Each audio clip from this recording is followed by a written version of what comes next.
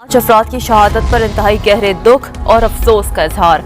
वाज़ेह किया कि भारतीय हिमायत याफ्ता दहशत गर्दों को हर सूरत कैफरे किरदार तक पहुँचाया जाएगा। वज़ीर दाखिला मोहसिन नकवी का कहना था कि मासूम बच्चों को निशाना बनाने वाले किसी रियायत के मुस्तहिक नहीं। चेयरमैन सेनेट स्पीकर कौमी असम्बली और बिलावल भुट्टो ने भी दहशत गर्दी की शदीद मजम्मत की।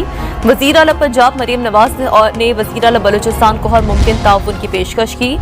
वफाकी वज़ीर मवासलात अब्दुल अलीम खान का भी शदीद रद्द अमल कहा।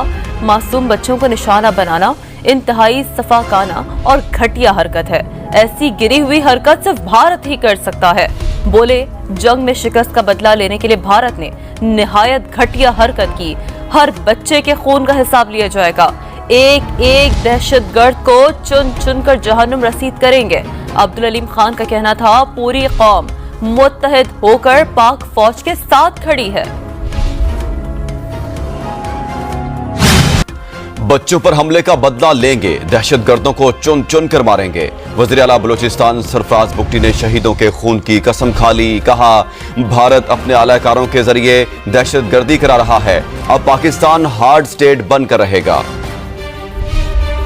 ऐसा तब हार्डन स्टेट बनेगी और इनको चुन चुन के मारेंगे। अब बच्चों की हद तक लड़ाई आ गई, तब कोई गिला हमसे भी ना। हम उनके खून का बदला लेंगे। मासूम बच्चों का जो मुकद्दस खून है वो भी रायगा नहीं जाएगा। हमारी सिपाह ने उनको एक इबरतनाक शिकस्त दी। तो intelligence response was expected in Balochistan. Ajit Doval की सोच है कि वो इस हद तक नीचे गिर गए हैं, क्या वो बच्चों तक आ गए हैं और बच्चों को निशाना बना रहे हैं। किसी हकूक की जंग नहीं, ये सिर्फ और सिर्फ इंडियन प्रॉक्सीज है। टारगेट भी वो उनको देते हैं और पैसे भी वो उनको देते हैं, ट्रेन भी उनको करते हैं। इंटरनेशनल वर्ल्ड को अब ये देखना पड़ेगा। पूरी नेशन को कह रहा हूँ, आज दोबारा रिक्वेस्ट कर रहा हूँ कि खुदा ड्यूल